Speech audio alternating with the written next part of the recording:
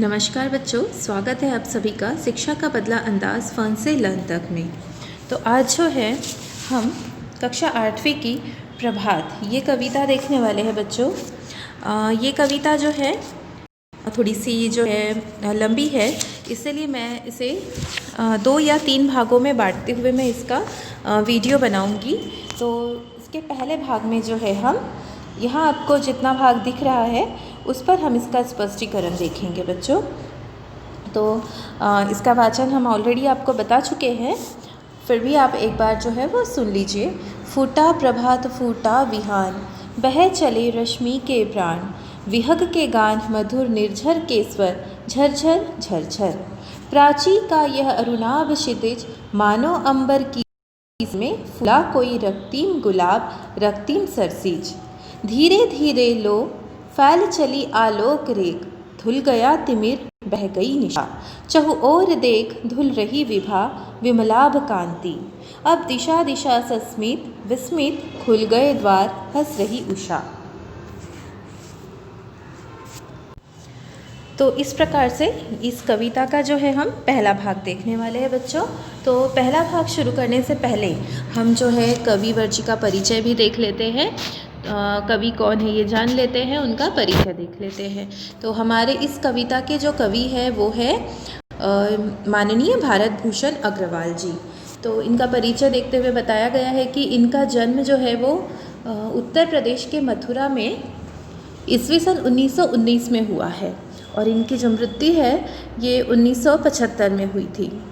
तो आगे इनका परिचय देते हुए कवि के बारे में बताया गया है कि भारत भूषण अग्रवाल जी जो है वो छायावादोत्तर हिंदी कविता के सशक्त हस्ताक्षर है और आप अज्ञेय द्वारा संपादित तार सप्तक के महत्वपूर्ण कवि भी है। आपने आकाशवाणी तथा अनेक साहित्यिक संस्थाओं सेवा की है। आप साहित्य अकादमी के उपसदस्य भी रह चुके थे। अब इनकी कुछ प्रमुख जो कृतियाँ हैं वो देखिए कि उन्होंने जो लेखन किया है उसमें से यहाँ पर आपको कुछ विशेष कृतियों के बारे में दिया गया है। सभी कृतियों के बारे में नहीं होता, इस प्रमुख कृतियों के अंतर्गत जो कुछ मुख्य रूप से जो होती है 2-4 कविता या जो उनके लेख है उसके बारे में दे दिया जाता है।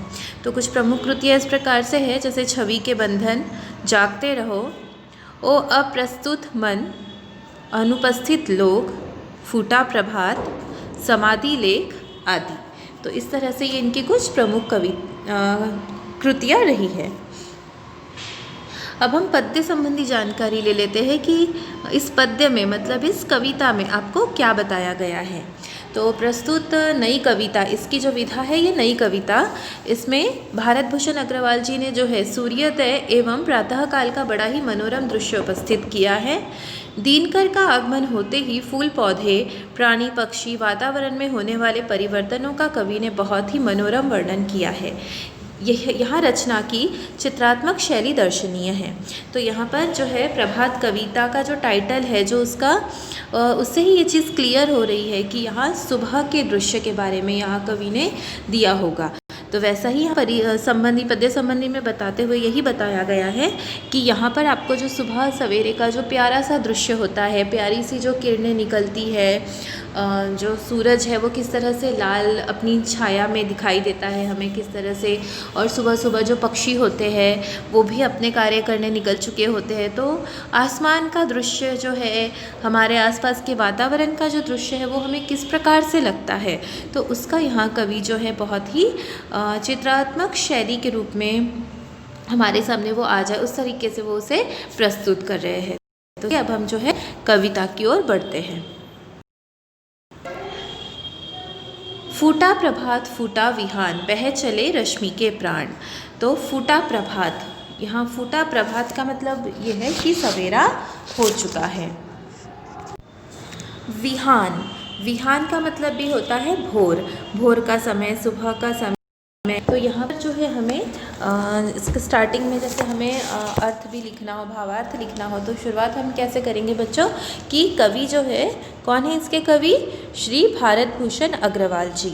तो कवि श्री भारत भूषण अग्रवाल जी कहते हैं कि सवेरा हुआ, फूटा प्रभात का मतलब सवेरा हुआ, फिर से फूटा विहान, भोर हुई, इस तरह से सवेरा हुआ, भोर हुई, और बह चले रश्मि के प्राण।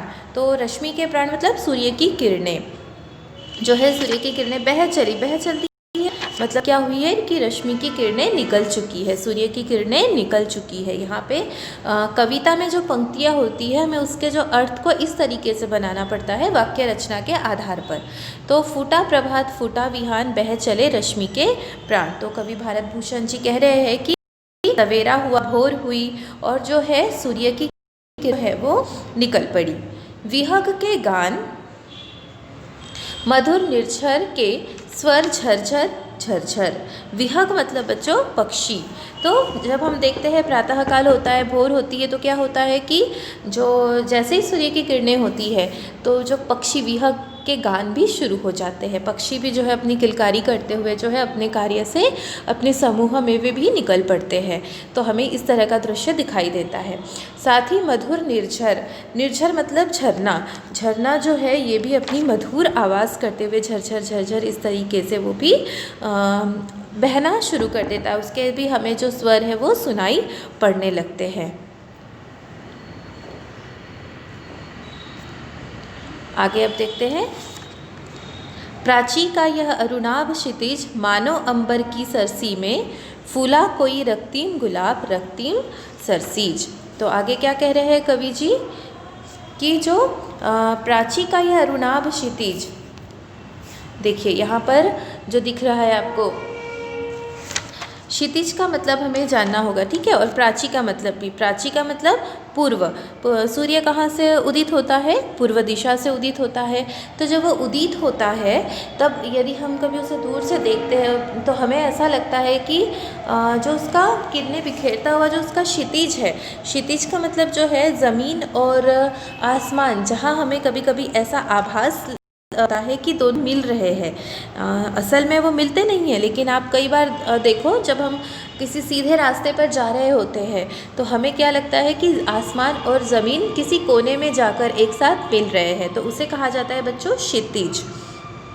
तो यहाँ पर कह रहे कि पूर्व दिशा में जो उदित होता हुआ, उदित होते समय वो कैसा होता है? लाल लाल होता है ना।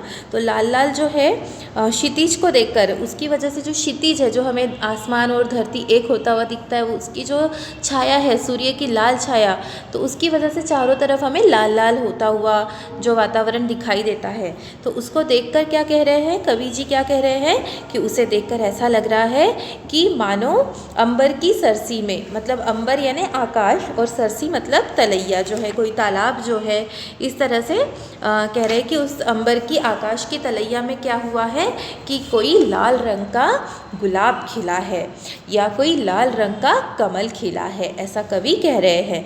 गुलाब तो आप सभी जानते हैं, रक्तिम का मतलब है लाल कलर का, है ना। सुबह की जो भोर के समय कैसा होता है, सूर्य की जो आभा होती है वो लाल लाल होती है। तो उसे देखकर कह रहे हैं कि ऐसा लग रहा है कि कोई लाल गुलाब खिला हो या कोई लाल सरसीज, सरसीज मतलब कमल, कमल का कोई फूल खिला। क्योंकि यहाँ पर जो है कवि जी ने आकाश को किसकी उपमा दी है? यहाँ अंबर की, सरसी कह रहे हैं, अंबर सॉरी तलैया की, तालाब की उपमा दी है। अंबर को जो है, अंबर मतलब आकाश, आकाश को कह रहे हैं कि आकाश का जो तालाब है, तलैया है, उसमें कोई रक्तीम गुलाब या रक्तीम कमल खिला है, इस तरह से कह रहे हैं। तो अब हम आगे देखते हैं। धीरे धीरे लो फैल चली आलोक रेख, धुल गया तिमिर, बह गई निशा, चहु ओर देख धुल रही विभा, विमलाभ कांति। तो आगे क्या कह रहे हैं कवि जी कि कवि कहते हैं कि धीरे धीरे अब जो है फैल चली आलोक रेख। आलोक रेख का मतलब क्या है कि धीरे धीरे जो उसका प्रकाश है वो फैलने लगा है। सूरज का जो प्रकाश हो रहा है वो धीरे धीरे फैलने लगा है। तो धीरे धीरे फैलने से अब क्या हो रहा है? बह गई निशा। निशा का मतलब क्या होता है? निशा का मतलब होता है अंधेरा या रात, ठीक है। तो रात जब होती है तो निशा के समय, रात के समय जो है अंधेरा होता है ना। निशा का मतलब होगा रात, ओके। तो रात का वातावरण कैसा होगा? अंधेरा होगा, उस समय अंधकार युक्त होगा। तो कह रहे हैं कि धुल गया तिमिर। तो अब जो है आलोक रेख फैल रही है। आलोक रेख, आलोक का मतलब अभी बताया प्रकाश। तो जब प्रकाश फैल रहा है सूर्य का तो क्या हो रहा है कि निशा का जो तिमिर है, तिमिर मतलब अंधकार है, ठीक है, तिमिर का मतलब अंधकार और निशा का मतलब रात। तो जो निशा का जो तिमिर है मतलब रात का जो अंधकार है अब वो धुल गया है। धुल गया है मतलब क्या होने लगा है, वो साफ़ हो गया है। अभी किरणें फैलने से प्रकाश हो रहा है तो वो अंधेरा दूर हो गया है। चहु ओर देख धुल रही विभा विमलाभ कांति। और कह रहे हैं कि चारों ओर आप देखो अब क्या हो रहा है कि स्वच्छ प्रकाश फैलता जा रहा है और इसीलिए जो है चारों ओर विमलाभ कांति अभी जो है चारों दिशाओं में फैल रही है। चलिए अब आगे देखते हैं, आगे क्या बताया गया है।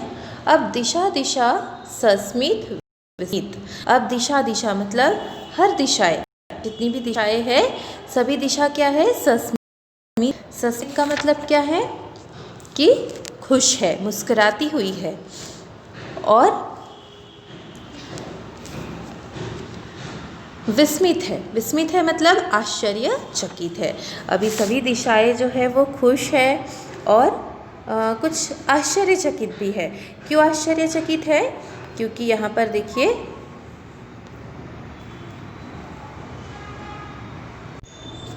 हाँ, तो सभी दिशाएं क्यों सस्मित है, क्यों खुश है और आश्चर्यचकित है, क्योंकि जो है खुल गए हैं द्वार। सवेरा होने से क्या हुआ है कि सब घरों के अब द्वार खुल गए हैं।